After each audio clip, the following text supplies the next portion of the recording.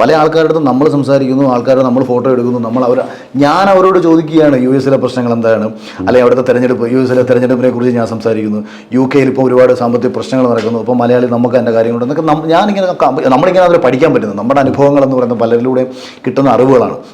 അപ്പോൾ ഈ കാര്യങ്ങളെക്കുറിച്ച് ഞാൻ സംസാരിച്ചുകൊണ്ട് ഈ ആൾക്കാർ ഇടപെടുന്നു, എല്ലാവരുടെയും ഫോട്ടോസ് എടുത്ത് നിൽക്കുമ്പോൾ ഒരു പ്രതിപക്ഷ നേതാവ് ആൾക്കാരുടെ അടുത്ത് എന്തോ ജാടയൊക്കെ ഇട്ടിട്ട് ഇങ്ങനെ, അതായത് കാണുമ്പം തന്നെ ഉണ്ടല്ലോ നമുക്ക് ചാണാമ്പായി എറിയാൻ തോന്നും.